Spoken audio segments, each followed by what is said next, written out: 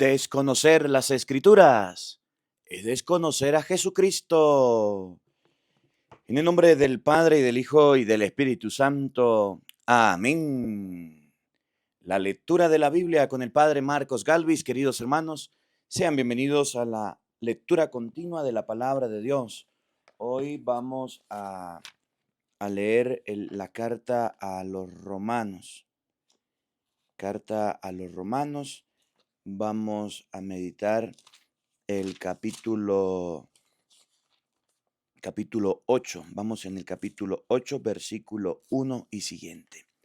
Invoquemos la presencia del Espíritu Santo sobre nuestra vida.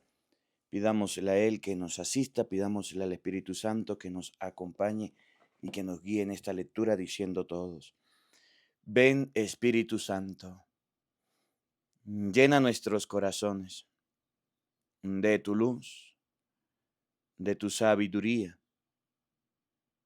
para leer tu palabra, no como palabra humana, sino como palabra de Dios, que es en realidad, y que ejerza su acción en nosotros los creyentes.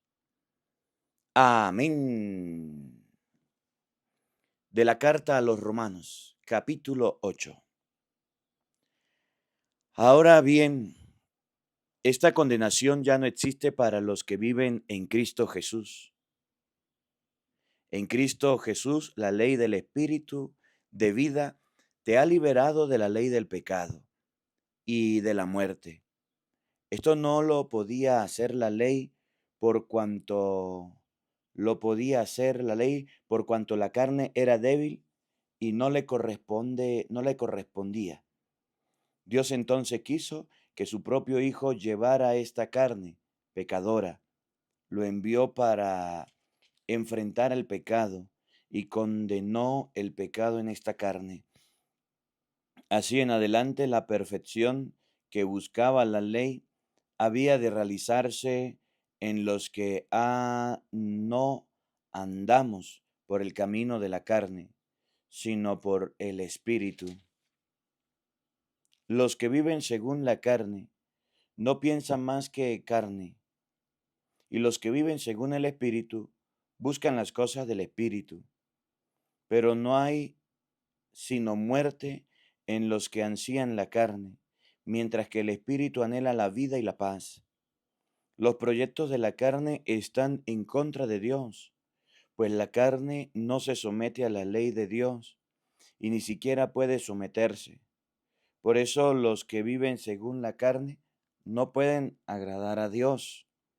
Ustedes ya no están en la carne, sino que viven en el Espíritu, pues el Espíritu de Dios habita en ustedes. Si alguno no tuviera el Espíritu de Cristo, éste no le pertenecería.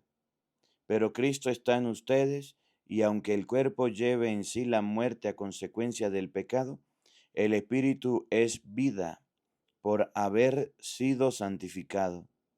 Y si el Espíritu de aquel que resucitó a Cristo de entre los muertos está en ustedes, el mismo que resucitó a Jesús de entre los muertos dará también vida a sus cuerpos mortales por medio de su Espíritu, que habita en ustedes.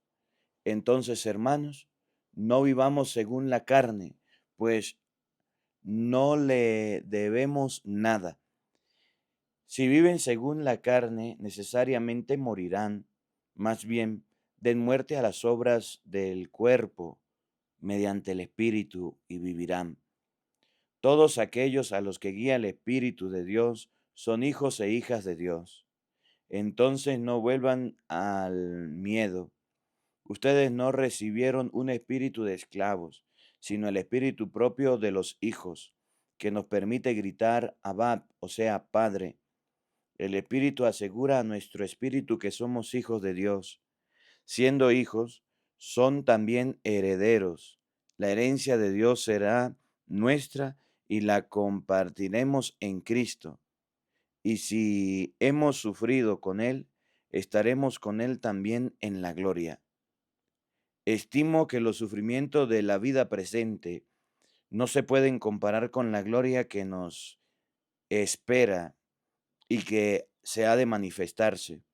El universo está tranquilo, pues quiere ver lo que verdaderamente son los hijos e hijas de Dios. Pues si la creación está sometida a lo efímero, no es cosa suya, sino de aquel que le impuso este destino. Pero le queda la esperanza, porque el mundo creado también dejará de trabajar para el polvo y compartirá la libertad y la gloria de los hijos de Dios. Veamos que la creación entera gime y sufre dolor de parto, y también nosotros, aunque ya tengamos el Espíritu como anticipo de los que hemos de recibir, gemimos en nuestro interior mientras esperamos nuestro derecho de hijos y la redención de nuestro cuerpo. Estamos salvados para todos, pero todo es esperanza. ¿Quieres ver lo que esperas? Ya no sería esperanza, porque quien espera lo que ya tiene a la vista, porque ¿quién espera lo que ya tiene a la vista? Esperemos pues sin ver, y lo tendremos si nos mantenemos firmes. Somos débiles, pero el Espíritu viene en nuestra ayuda. No sabemos cómo pedir ni qué pedir, pero el Espíritu lo pide por nosotros con gemidos inefables. Y aquel que penetra los corazones más íntimos entiende esas aspiraciones del Espíritu, pues el Espíritu quiere seguir para los santos lo que es de Dios. También sabemos que Dios dispone todas las cosas para bien de los que lo aman, a quienes Él ha escogido y llama. A los que de antemano conoció, también los predestinó a ser imagen y semejanza de su Hijo, a fin de que sea el primogénito de en medio de numerosos hermanos. Así pues, a los que él eligió los llamó, y a los que llamó los hizo suyos y justos y santos, y a los que hizo justos y santos les da la gloria.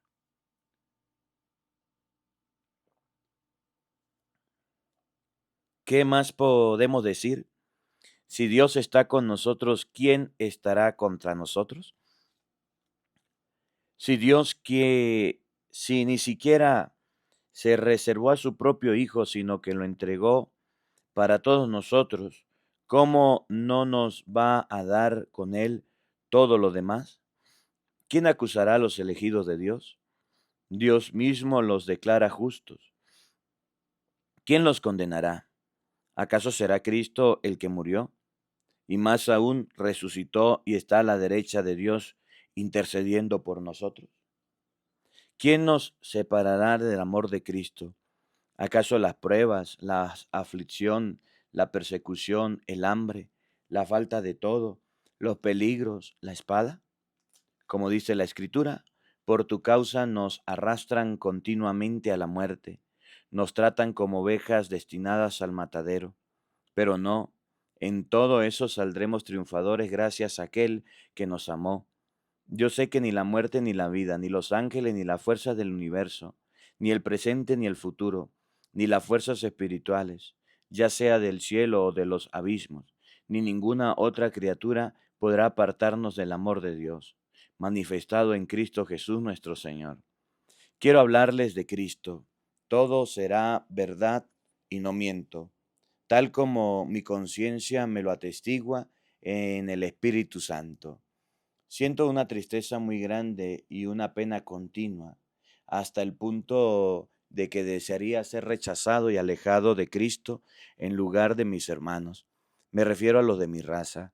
Ellos son los israelitas, a quienes Dios adoptó, entre ellos descansa su gloria, y con la alianza, el don de la ley, el culto de la promesa de Dios.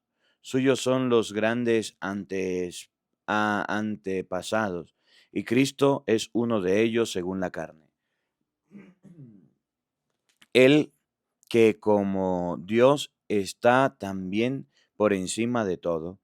Bendito seas por todos los siglos. Amén. No quiero hablar de un fracaso de las promesas de Dios, porque no todos los israelitas son Israel, como tampoco los descendientes de Abraham eran hijos, todos hijos suyos. Pues le fue dicho, los hijos de Israel serán considerados tus descendientes. O sea, que no basta ser hijos suyos según la carne para ser hijos de Dios. La verdadera descendencia de Abraham son los hijos que le han nacido a raíz de las promesas de Dios. Y la promesa es esta: por este tiempo volveré y Sara tendrá ya un hijo.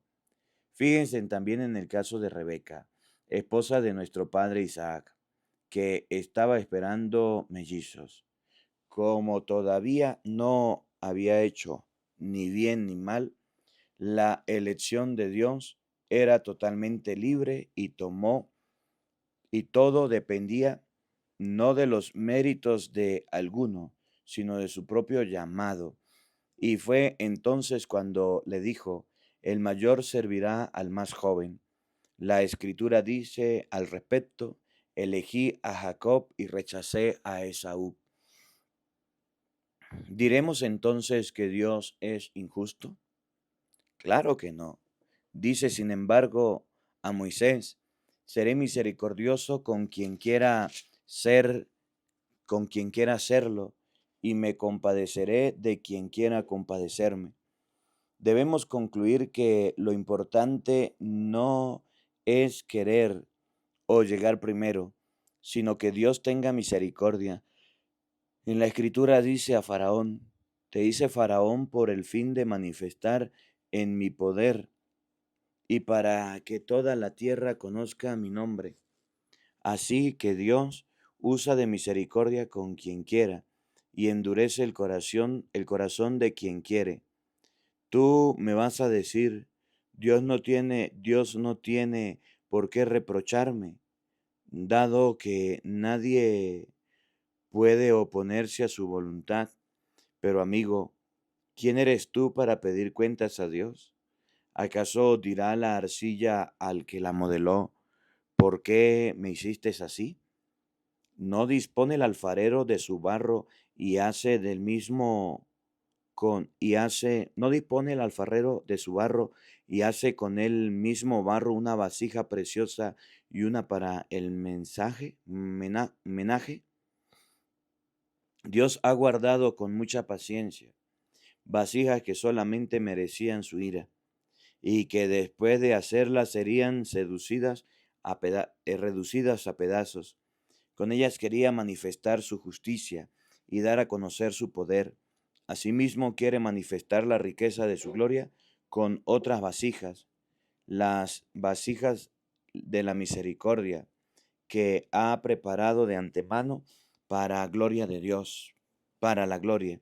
Así nos ha manifestado Dios no solo de entre los judíos, sino también de entre los paganos.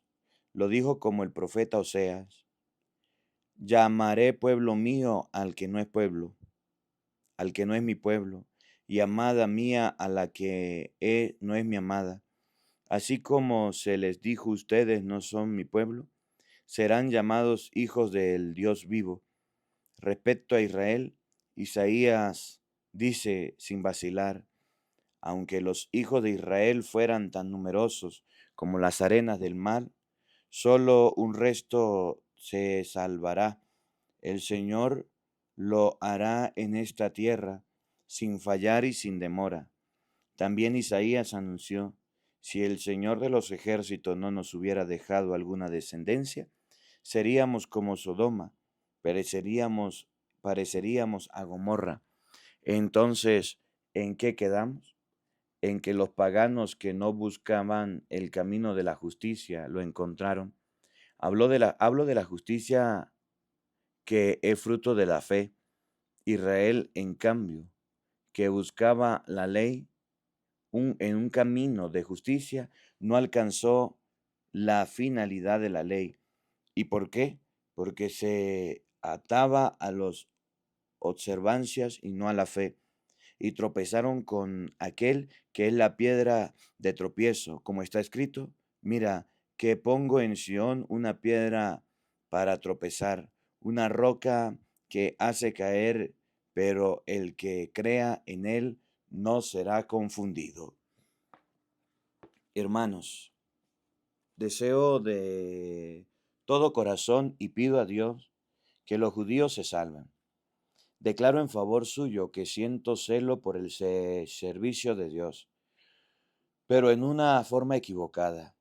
No entienden cómo Dios nos da verdadera justicia y se empeñan en construir la suya. Y por esta razón no hicieron caso del camino de Dios, porque la ley lleva a Cristo y es entonces cuando por la fe se llega a ser justo.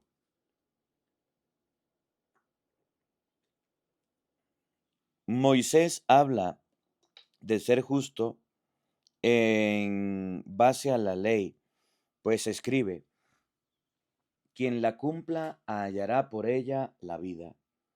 Pero hay otra justicia que es fruto de la fe, y dice así, no digas en tu corazón, ¿quién subirá al cielo? Era una manera de decir que Cristo bajaría de allí. Y luego, ¿quién bajará al abismo?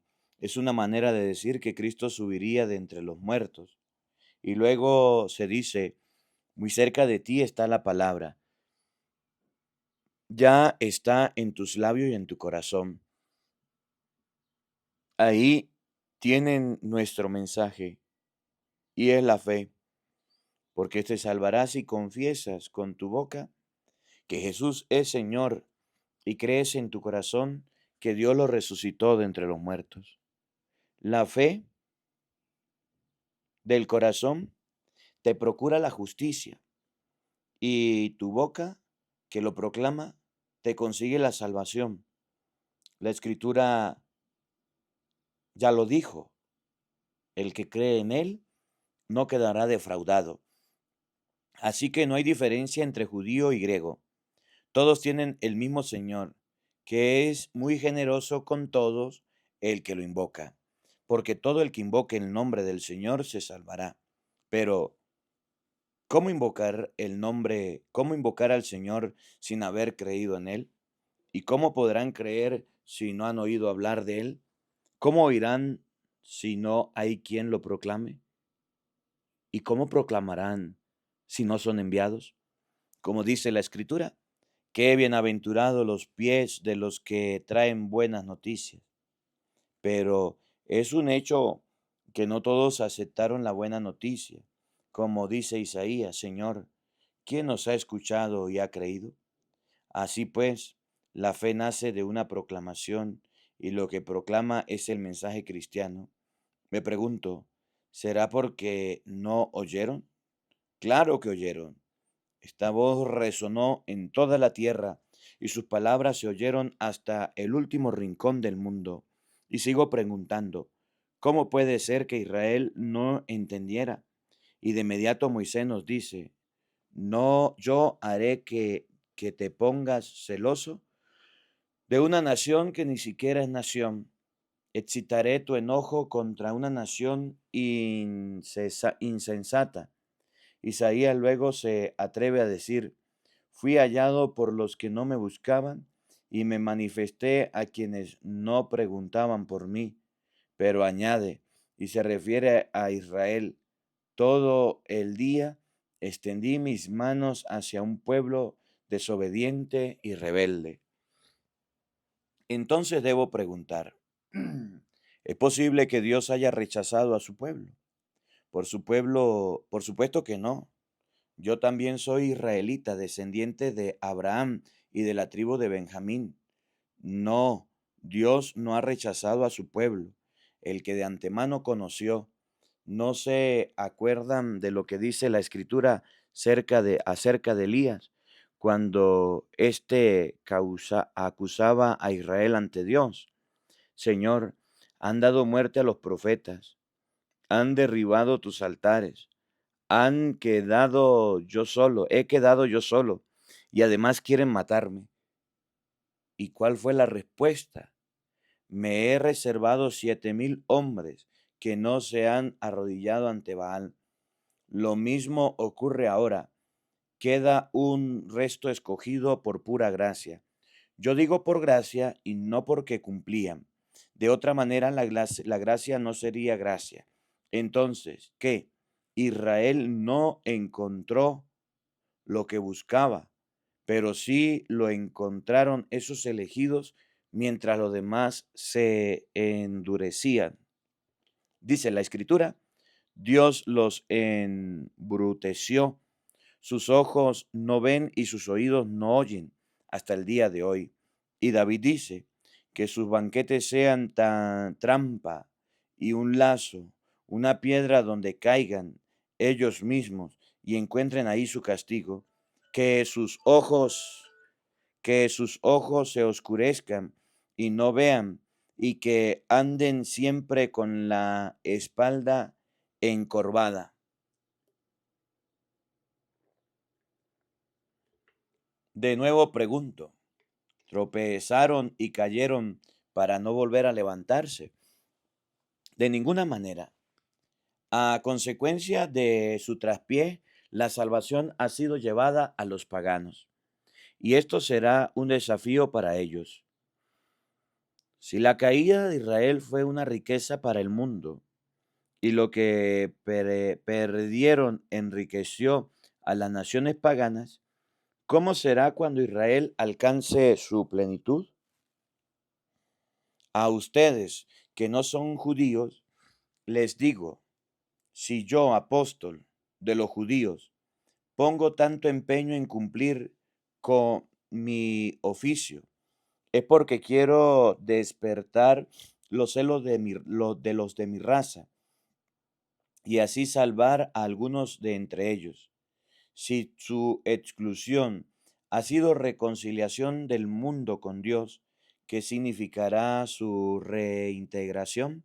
Sino que la vida resurge de entre los muertos. Cuando se consagran a Dios las primicias, queda todo bendecido. Si la raíz es santa, lo será también las ramas. ¿Ves que algunas ramas han sido cortadas? Mientras que a ti te tomaron de un olivo silvestre para injertarte en el árbol bueno de ellos, beneficiándote así de la raíz y de la savia del olivo. No desprecies a esas ramas. ¿Cómo puedes sentirte superior? No eres tú el que sostiene la raíz, sino que es la raíz el que se te sostiene a ti. Dirás tal vez, cortaron las ramas para injertarme a mí. Muy bien, no creyeron y fueron desgajados, mientras que tú estás ahí gracias a la fe. Pero no seas orgulloso y vigila tus pasos, porque si Dios no perdonó a las ramas naturales, menos aún te perdonará a ti. Fíjate que Dios es a la vez bondadoso y severo, severo con ellos que cayeron y bondadoso contigo siempre que perseveres en el bien, pues de lo contrario, tú también serás cortado. En cuanto a ellos, si no se obstinan en rechazar la fe, serán injertados, pues Dios es capaz de injertarlos de nuevo. Si tú fuiste sacado del olivo silvestre, que era tu misma especie, para ser injertado en el olivo bueno, que no era de tu especie, será mucho más fácil que ellos, para ellos, que no son de la misma especie del olivo. Quiero, hermanos, que entiendan este misterio y no se sientan superiores. Una parte de Israel va a quedarse endurecida hasta que el conjunto de las naciones haya entrado. Entonces todo Israel se salvará. Según dice la Escritura, de Sión saldrá el libertador que limpiará a los israelitas de Jacob de todas sus faltas. Y esta es la alianza que yo haré con ellos después de borrar todos sus pecados. Si los miramos desde el Evangelio, ellos son enemigos, lo que es para el bien de ustedes, pero ateniéndose a la elección, ellos son amados en atención a sus padres, porque Dios no se arrepiente de su llamado ni de sus dones. Pues bien, ustedes no obedecían a Dios, fueron perdonados a través de la desobediencia de los judíos. Ellos a su vez serán perdonados después de la actual desobediencia que los que les he traído el perdón de ustedes. Así Dios hizo pasar a todos por la desobediencia a fin de mostrar a todos su misericordia. Que profunda es la riqueza, la sabiduría y la ciencia de Dios, cómo indagar sus decisiones o reconocer sus caminos. ¿Quién entró jamás en los pensamientos del Señor? ¿Y quién llamó para que fuera su consejero? ¿Quién le dio primero? ¿Quién le dio primero? ¿Quién le dio primero para que Dios tenga que devolvérselo? Todo viene de Él, pero Él, por Él acontece y volverán a Él. A Él sea la gloria por los siglos de los siglos. Amén.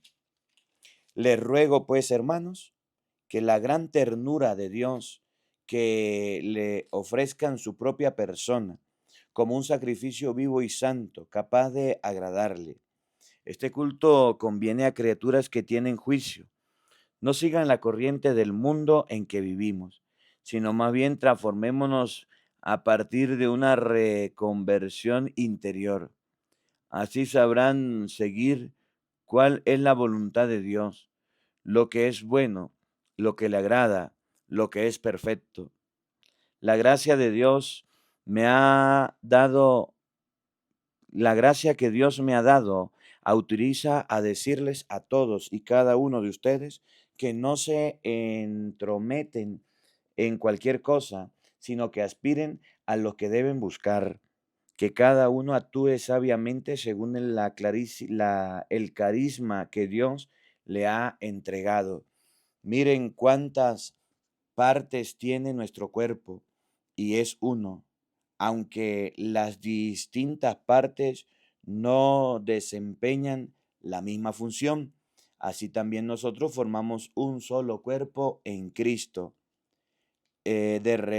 Dependemos unos de otros y tenemos carismas diferentes según el don que hemos recibido.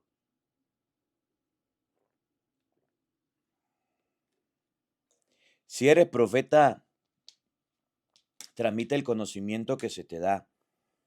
Si eres diácono, cumple tu misión. Si eres maestro, enseña. Si eres predicador, sé capaz de animar a los demás. Si te corresponde dar, da con la mano abierta. Si eres dirigente, actúa con dedicación. Si ayudas a los que sufren, muéstrate sonriente. Que el amor sea sincero, aborrezcan el mal y procuren todo lo bueno. Que entre ustedes el amor fraterno sea verdadero cariño, y adelántense al otro en el respeto mutuo. Sean diligentes y no flojos, sean fervorosos en el espíritu y sirvan al Señor. Tengan esperanza y sean alegres. Sean pacientes en las pruebas y oren sin cesar. Compartan con los hermanos necesitados y sepan acoger a los que estén de paso. Bendigan a quienes los persiguen, bendigan y no maldigan. Alégrense con los que están alegres, llores con los que lloran. Vivan en armonía con todos, con otros. No busquen grandezas y vayan a lo humilde. No se tengan por sabios. No devuelvan a nadie mal por mal, y que todos puedan apreciar sus buenas disposiciones. Hagan todo lo posible para vivir en paz con todos. Hermanos, no se tomen la justicia por su cuenta, no se tomen la justicia por su cuenta, dejen que Dios quien castigue, dejen que sea Dios quien castigue, como dice la Escritura, mía es la venganza, yo daré lo que se merece, dice el Señor, y añade, si tu enemigo tiene hambre, dale de comer, si tiene sed, dale de beber, y así le sacarás los colores de la cara. No te dejes vencer por el mal, más bien derrota al mal con el bien. Palabra de Dios. Todos te alabamos, Señor. Queridos hermanos, hemos llegado hasta el capítulo 12 del libro de los Romanos, de la carta a los Romanos. Romanos capítulo 12. Mañana continuaremos con Romanos capítulo 13, si Dios quiere. Me alegra mucho. Bueno, ya vamos avanzando en las Sagradas Escrituras. Estamos aquí en México compartiendo la palabra de Dios. Y bueno, poco a poco vamos terminando la carta a los Romanos para comenzar la carta primera a los Corintios. Ya nos falta menos que cuando comenzamos, así que mucha fortaleza y mucho ánimo para seguir leyendo la palabra de Dios. El Señor esté con todos ustedes. Y la bendición de Dios Todopoderoso, Padre, Hijo y Espíritu Santo, descienda sobre ustedes y les acompañe siempre. Amén. Dios le bendiga, Dios les acompañe. Le leyó el Padre Marcos Galvis. Un feliz día para todos, los quiero mucho y nos vemos mañana para seguir leyendo la palabra de Dios. No falten, los esperamos.